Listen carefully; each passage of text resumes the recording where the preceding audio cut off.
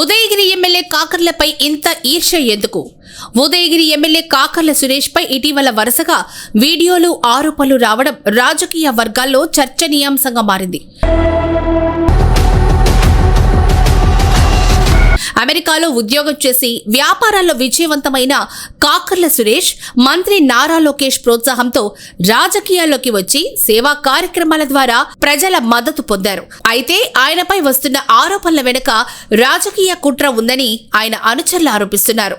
ప్రజల్లో పార్టీల్లో చీలికలు తీసుకురావాలన్న ప్రయత్నాలు విఫలమవడంతో కొందరు మహిళలను ముందుకు తెచ్చి తప్పుడు ప్రచారం చేస్తున్నారని అంటున్నారు.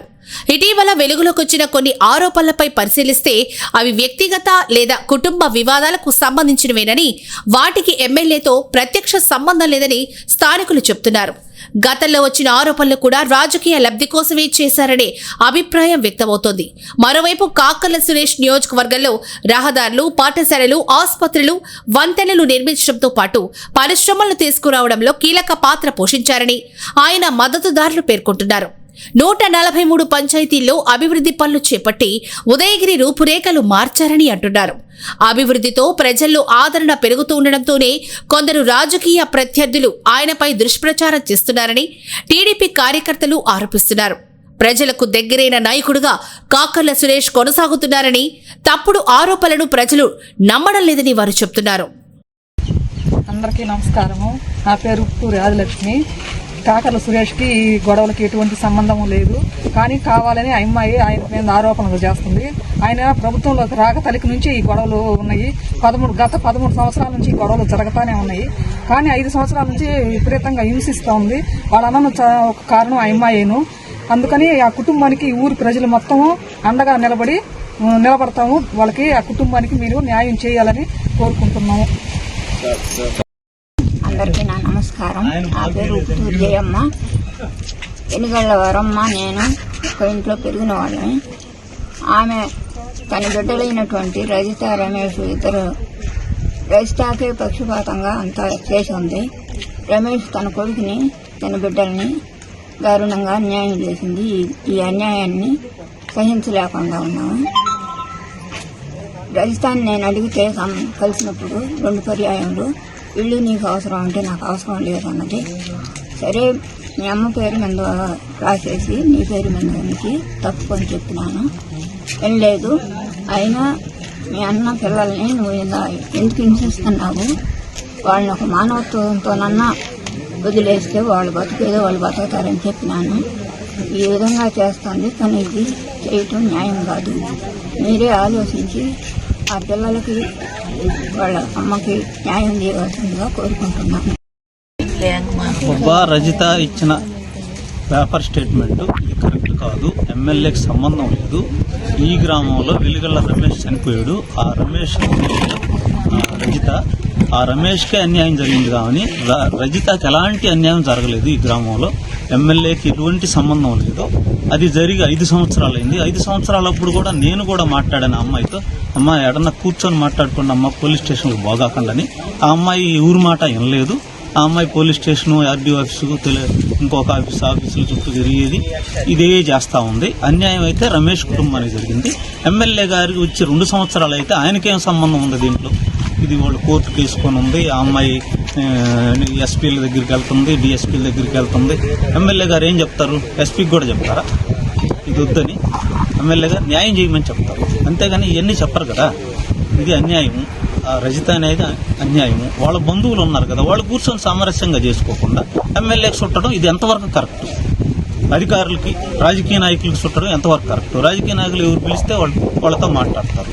దానికి సంబంధం ఉంది.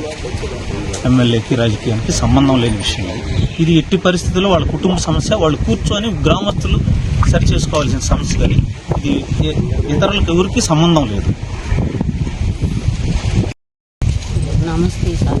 నాది వెనిగల్ల రమేష్ భార్యని. నేను ఫ్యామిలీ సర్టిఫికేట్ కోసం పంచాయతీ సెక్రటరీ దగ్గరికి వెళ్ళింది.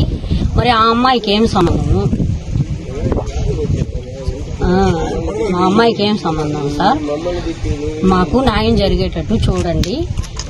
ఇలా ఉన్న ఆస్తులన్నీ రాపించుకొని ఇల్లు కూడా రాపించుకొని తీసుకెళ్లిపోయి ఆడ పెట్టుకొని నీ అంతు తేలస్తాను అని అనింది. సంక్రాంతికి వచ్చిన రోజు తీసుకొని పోయిన తర్వాత 4-5 నెలలకే రాపించుకొని వాళ్ళ అమ్మని తీసుకుపోయి అక్కడ పెట్టుకున్నది. ఇప్పుడు నాకు అదే కావాలి, నన్ను ఇంట్లోకి రానిలేదు చేయనీయలేదు అని మాట్లాడుతుంది. ప్రతి ఎక్కడ ఆఫీసుల చుట్టూ నా భర్తని ప్రతి చెక్కలా తిప్పుతానే ఉంది. ఇదేందిరా నాయన నాకు ఏం తెలియకపోయినా ప్రతి ఎక్కలకి పిలవనంపిస్తా ఉంది.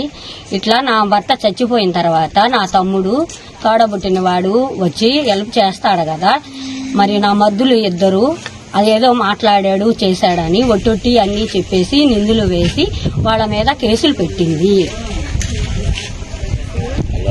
డబ్ల్యూ సర్టిఫికేట్ల కోసము అప్పలనాయుడు అనే అతని నుంచి సమాచారం అందుకొని పంచాయతీ సెక్రటరీ దగ్గరికి వెళ్ళి నాకు సర్టిఫికేట్లు ఫ్యామిలీ సర్టిఫికేట్లు ఇవ్వండి అని అడిగింది. సర్టిఫికేట్ కోసము దానికోసము పంచాయతీ సెక్రటరీ దగ్గరికి వెళ్ళింది. మరి ఆమెకేమి సంబంధము అని నేను కోరుకుంటున్నాను. కాకర్ల సురేష్కి ఎలాంటి సంబంధం లేదు దీంట్లో ఇన్వాల్వ్ కావడానికి. 5 సంవత్సరాల నుంచి మాకు జరగతానే ఉన్నాయి. మాకు అధికారులు న్యాయం చేయండి కోరుకుంటున్నాము. అందరికీ నమస్కారం. నా పేరు బోసు ప్రసాద్. ఈ కమ్మపాలెం గ్రామంలో 65 కుటుంబాలు ఉన్నాయి. వాటిలో 50 కుటుంబాలు నాయుడు గారు ఉన్నారు, 15 కుటుంబాలు యాదవాస్ మేమున్నాము. ఇక్కడికి వచ్చి ఎవరైనా సరే ఏ అధికారి అయినా వచ్చి ఈ గ్రామంలో ఇంటింటి తిరిగి ఎంక్వైరీ చేసుకోండి. ఆ అమ్మాయి తట్టు న్యాయం ఉందంటే ఆ అమ్మాయికే చేయండి. ఈ గ్రామం మొత్తం ఈడ తట్టు ఉంది. ఎందువల్ల ఉందంటే ఆ అమ్మాయి చేసింది అక్రమం, మాకు తెలుసు అది. ఎందువల్లంటే మా ఇంటి పక్కన చేను పక్కన ఉన్నది కాబట్టి. ఆమె బైపాస్ పోయింది, నా చేను ఆమె బైపాస్ పోయింది 1/2 కిలోమీటర్ అవతల. ఆమె చేను 5 కోట్లు 4 కోట్లు అమ్మేంత సీన్ లేదు. కాకర్ల సురేష్ గారికి ఎలాంటి సంబంధం లేదు. ఇది పార్టీకి సంబంధించిన విషయం కాదు, ఇది ఒక కుటుంబ విషయం. ఈ కుటుంబ విషయం 5 ఏళ్ల నుంచి జరుగుతుంది. 1 ఏళ్ళు కదా 2 కాదు, 5 ఏళ్ల నుంచి ఈ కుటుంబంలో కలపాలు ఈ ఆస్తు తగాదాలు జరుగుతాయి. వాళ్ళ అన్న చదువుకోనందువల్ల ఆ అమ్మాయి తెలివితేటంతో వాళ్ళ అమ్మను ఆకట్టుకొని వాళ్ళ నాయన్ని చంపేసి ఈ విధంగా అధికారులు కాడిపోయి అన్ని డాక్యుమెంట్లు తయారు చేసింది. దీంట్లో రాజకీయ ప్రమేయం ఎలాంటిది లేదు. అధికారులు కూడా అన్ని వచ్చారు, ఎంక్వైరీ చేసుకున్నారు, అందరిని చూసుకున్నారు, పోయారు. ఈ తట్టు న్యాయం వీళ్ళ తట్టు ఉంది. వాళ్ళ నాయన మానసికంగా 40 ఏళ్ళోడు, మాకంటే చిన్నవాడు, 40 ఏళ్ళోడు మానసికంగా వాళ్ళ చెల్లి దెబ్బకి నలిగి చనిపోయాడు. వాళ్ళ పరిస్థితి ఏంది? వాళ్ళు ఏం చేయాలా? అదేమంటే వాళ్ళ అమ్మని అండగా పెట్టుకుని వీళ్ళు నానావిధంగా కోర్టులకి వాటికి వీటికి తిప్పి వాళ్ళేం పోయేవాళ్ళు. నిద్రలేసి వ్యవసాయం చేసుకోవాలి, బర్రెలు మేపుకోవాలి, కుటుంబం పోషించుకోవాలి. వాళ్ళు కోర్టుల చుట్టూ తిరగతారా లేకపోతే వీళ్ళు కుటుంబాన్ని పోషించుకోవాలి? ఎలా చేయాలి? ఏ అధికారి అయినా రండి. ఇది మేము చెప్పేది చంద్రబాబు నాయుడుకి కానీ లోకేష్ గారికి కానీ ఈడకేం అన్యాయం జరగల. వచ్చి కాకపోతే ఊళ్ళో అధికారులు ఎంక్వైరీ చేసుకోమండి. ఏ అధికారిని ఎంక్వైరీ చేసుకో. ఆ అమ్మాయి తోటి నలుగురున్నా సరే మేము వాళ్ళకి అమ్మాయికి వదిలేస్తాం. ఆస్తి కానీ ఆ కుటుంబాలు కానీ మేమే దానికి సపోర్ట్.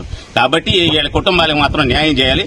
దీంట్లో ఎటువంటి అక్రమం లేదు, అన్యాయం లేదు. చేసిపోయింది అమ్మాయి, ఈ వాళ్ళలో చేరింది, అందరు అధికారులకు లంచాలు ఇచ్చింది, అంతా ఆస్తులు అంతా రాపించుకోమైంది. పెళ్లి అయిపోయినాక ఆస్తులను తీసుకుని మళ్ళీ వీళ్ళకి వచ్చిన ఆస్తులు కూడా రాపించుకోమా. ఎట్లా బతకాలి? వాళ్ళిద్దరు ఆడపిల్లలు ఎట్లా బతికించుకోవాలి? కాబట్టి దీన్ని అందరూ ఎంక్వైరీ చేసి, ఏ అధికారి అయినా సరే ఎంక్వైరీ చేసి ఈ గ్రామంలోకి వచ్చి ఎంక్వైరీ చేసి వాళ్ళకి న్యాయం చేయాలని మేము కోరుతున్నాము. దీంట్లో కాకర సురేష్ గారికి ఎలాంటి సంబంధం లేదు. ఆయన వచ్చింది 2 సంవత్సరాలు అయింది. ఇది 5 ఏళ్ల నుంచి జరుగుతా ఉంది. ఇది దానికి ఎట్లాంటి సంబంధం లేదు. ఎన్ని బోకస్ మీడియాలు బోకస్ వ్యవహారం చేస్తే మాత్రం ఇదంతా జరిగేదిగా. ఊళ్ళోకి రండి, ఏ అధికారి అయినా ఊళ్ళోకి రండి, ఊళ్ళోకి వచ్చి ఎంక్వైరీ చేయండి. ఎంక్వైరీ చేసి వాళ్ళకి ఎవరికి న్యాయం ఉంటే వాళ్ళకి న్యాయం చేయండి. మేము వాళ్ళకి బంధువులం కాదు, వీళ్ళకి బంధువులం కాదు, కాకపోతే గ్రామస్తులం. అది దయచేసి న్యాయం చేయాలని కోరుకుంటున్నాం.